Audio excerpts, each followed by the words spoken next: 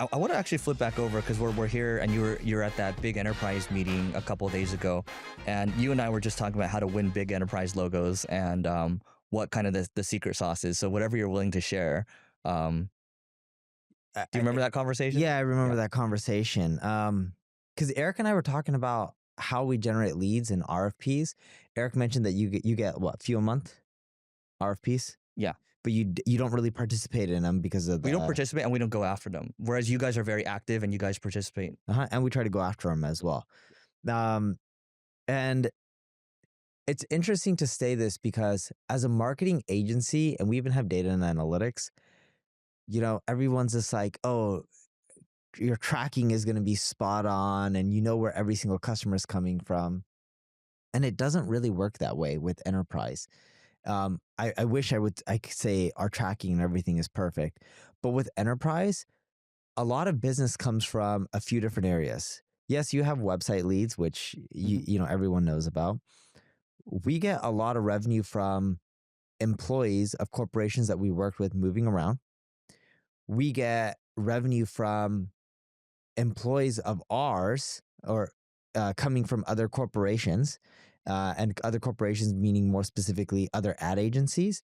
And people had a delightful experience working with them years ago. So they're like, oh, you moved to ad agencies. I want to work with you. What ad agency are you with right now? Right? RFPs are another one.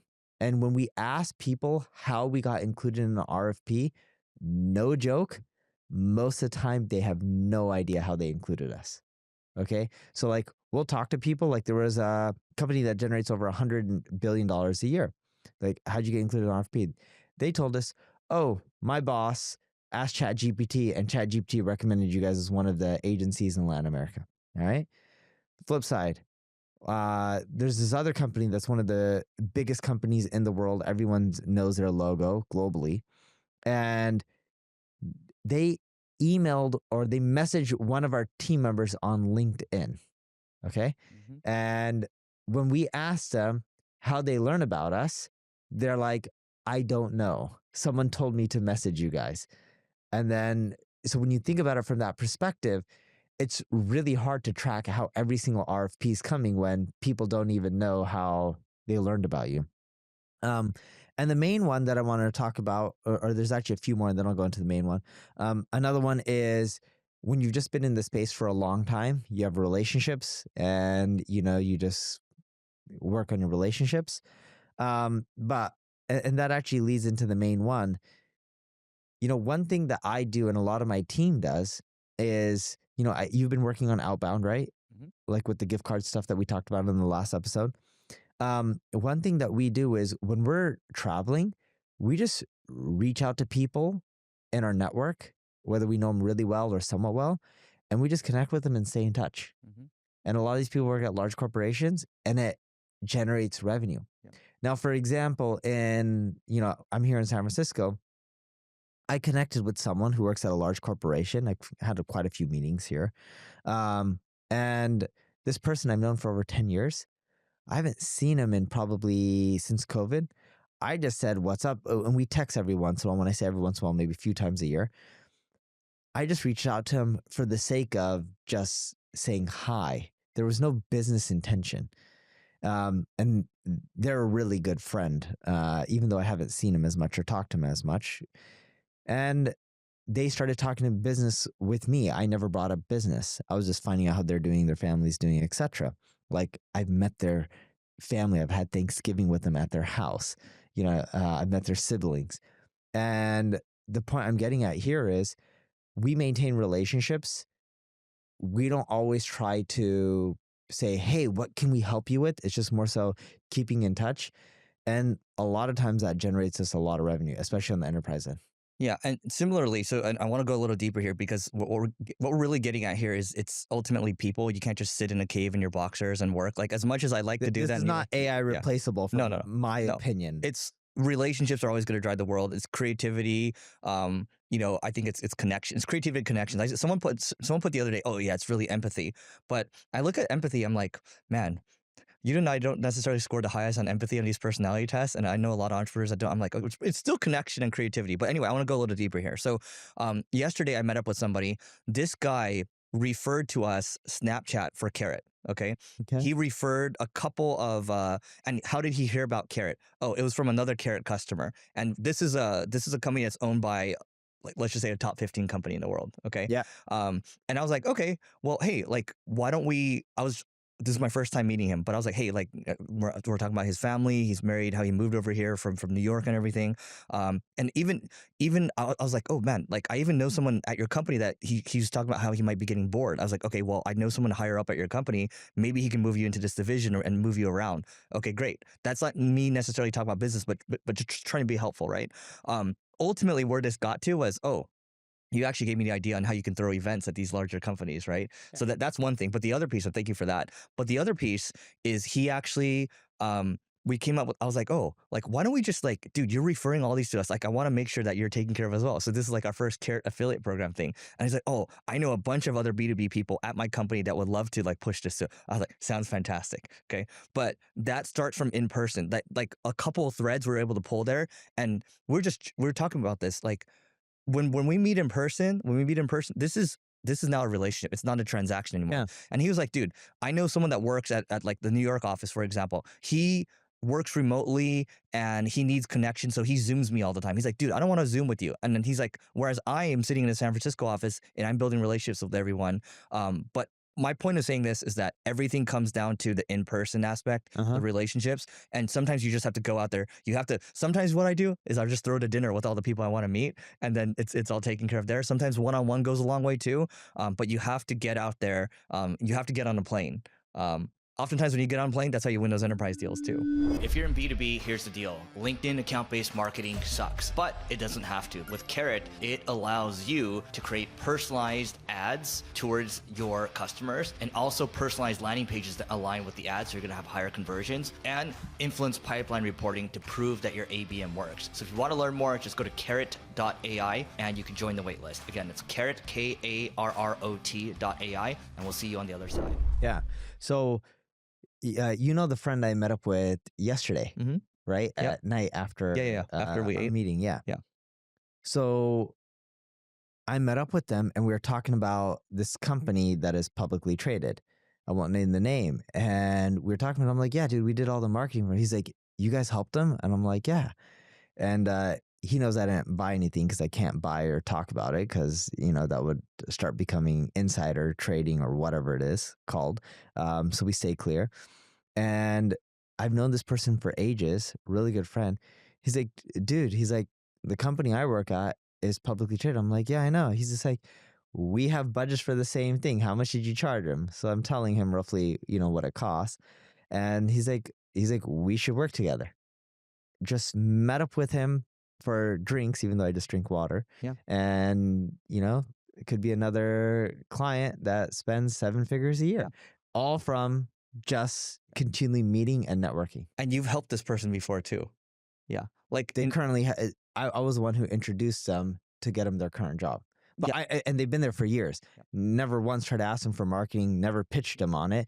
They're the ones who are just like, you just helped out someone in a very similar space. Yeah. Why don't we work together? I was like, oh, I never thought about it. But not only that, you helped them professionally get the job, right? And make introductions, right? But you've also helped them personally too. Yes, yeah. But they also figured it out on their own. Yeah, they're great. I'm not saying you did everything for them. I'm saying, but you're just like a helpful nudge, right? But like you never want anything back. And that's the key to these relationships. You're always just trying to be helpful. That's what it is. Yeah. Yep. So, okay. That's why I wanted to talk about how to win big enterprise logos. But but the other piece I had here, but going back to the enterprise logos, and you're a prime example of this. And I don't know this for a fact, but I'm going to make a assumption here, and you can correct me if I'm right or wrong. Okay, you have Carrot. Your overall goal is to focus on enterprises. That's where the money is. I bet you right now, majority of your customers are not paying you enterprise pricing, right? Yeah. But you're building up the relationships. And you're going down that route, and you got to start somewhere. And I think this is where most marketers get it wrong. They want the enterprise logos and they want the enterprise dollars that come with it. Can't do that. Those two don't happen right away. Yep. You can tend to get the enterprise logos and you have to start small, and you got to land and expand. Yep. And even us, when we get these enterprise contracts, a lot of them don't start large, but they grow into being really large quickly if you can provide results at a rapid rate, because large enterprises are very risk adverse. And with Eric, his model, and this was, I thought, was a really smart move. Marketo did this back in the day, which I believe is now owned by Adobe. So Marketo back in the day when they were private had this model where they went to all the Salesforce sales reps. All right. The Salesforce sales reps had their ideal customer, because anyone on Salesforce would be a great Marketo customer. So what they did was they partnered with the sales reps, not Salesforce, the organization, but the sales reps at Salesforce. They supposedly, from all the rumors that I heard and people I talked to in the organization, kicked money to some of these sales reps every time they referred business. It didn't take anything away from the Salesforce sales reps. The clients were actually happier because they was like, oh, cool, you helped us in other ways and solved problems that were not Salesforce related. So the clients were more loyal to Salesforce because of it. And Marketo made revenue. And the Salesforce sales reps made extra money on the side. It was a win-win-win situation. Triple W, WWW. That's right. Yeah. And by the way, so that's like a partnership type of thing, right? But also, we just released a $500 a month plan, and that's actually targeted at more agencies, because we actually talked to a Turkish agency. They're like, oh yeah, one of our logos is Turkish Airlines. I'm like, yeah, you guys have all the logos. It's like, okay, well, let's figure out a way to also, because HubSpot does well with their agency program. It's like an affiliate tier type of thing, right? But do you want to know why all these people do so well with agency programs? Go ahead. Most of them, HubSpot has a really big brand, but most don't have that kind of brand, right? They're like a $20, $30 billion company. Most agency programs are white labeled. And you know, what's the biggest issue as an agency owner when you get a customer? The fulfillment quality. Okay, fulfillment quality. But let's say you get customers. What's the hardest part about growing an agency? You get customers. Is to hire more people. You got to hire more people, but it's hard to get customers. And what's even harder than getting a customer? Retaining a customer. Bingo, you got it right. Right? Because most agencies don't have a long LTV. You agree with this statement? So the more software solutions they provide and the more services they provide, usually the higher the LTV is. So agencies love partnering with marketing software, especially if they can white label it, because it's another value add. They have their tech. And then their clients stay for longer. And you get your money. So then if you just let all these people white label it, they'll sell the crap out of it. You charge them per customer, and then you'll make a ton of money from it. So guys, that's 2 WWWs that we just gave you. Win, win, win times 2. That's what it is. But going back to what we're saying, this is why in-person has to be in your marketing mix. We used to think that when we started digital marketing, at least for me, that I didn't have to interact with people. Maybe you thought like that in the beginning. I don't know if you did, but in-person must be in your marketing mix, right? Like Jason Lemkin likes to talk about the steak dinners. The steak dinners got to be in there. Throw your events, even if you're throwing online events, webinars, like you're throwing like a summit, which we should talk about in a moment too. Whether it's webinars, summits, it's one-on-one. You know, just I got tea with this guy, or it's dinners, or it's larger events, and you're partnering up with larger companies and throwing events at their company locations. In-person has to be in your marketing mix, especially if you want to win bigger deals, especially if you want to retain people for longer. Yes. Yeah. But speaking of events, whether you do a steak dinner or a virtual summit like we are, I don't think it matters which one you're doing. I think you just got to figure out what's right for you. Because like I don't do a lot of those steak dinners. Are you talking about a group steak dinner? Or it's the type of dinners that I've hosted that you've been at. Yeah. So like Eric knows this. I don't ever host any of those kind of dinners. It's just not for me. My way of getting enterprises, speak at events, hire people who have already worked with a lot of enterprises and have the network, and then I'll just network. Like a great example of this is I'm going to Brazil soon. So there's this lady that I know who's a CMO of a large global company worth over $100 billion. She's a CMO of Latin America, not just Brazil. And we got a contract for one division, because enterprises usually have a lot of divisions, for one service item. So we're not just one division, but one division, you're only doing one type of marketing for that division when they need multiple types of marketing, but other people have the contracts. When I go to Brazil, Sao Paulo, I'm doing dinner with her. Just, me, a few executives on my end, take her a nice dinner, not to try to wine and dine, but just get to know her more, build a relationship, because I want eventually, as we show more results, I want not only more divisions, which she said she has way bigger budgets, but I want the rest of Latin America. Yeah. And then I'll bring the person on my end who deals with all the Spanish side of Latin America, and then do the introduction, get to know them, and then slowly work our way into all the other countries outside of Brazil. Yeah, but also what Neil was saying too is look, it's still a people thing. When you talk about the people that you hire that are really good that end up, having clients follow them around, that's a people thing. This, you're saying not wine and dine, but kind of wine and dine. Yeah. When larger deals, right? But even having a global presence, that's still like everything comes down to people at the end of the day. We can talk about product all day, but it's the people that make the product happen, whether it's a product or a service. So I don't want that to go. I feel like that gets more underappreciated today. You and I talk, especially me, I talk a lot about AI, but I actually people still number one. I just want higher quality people as we continue to advance. Yeah, and most of the stuff that Eric does with AI is experimentation. It actually does not generate him tons of revenue right now. Exactly. Anyway, we'll catch you later, guys.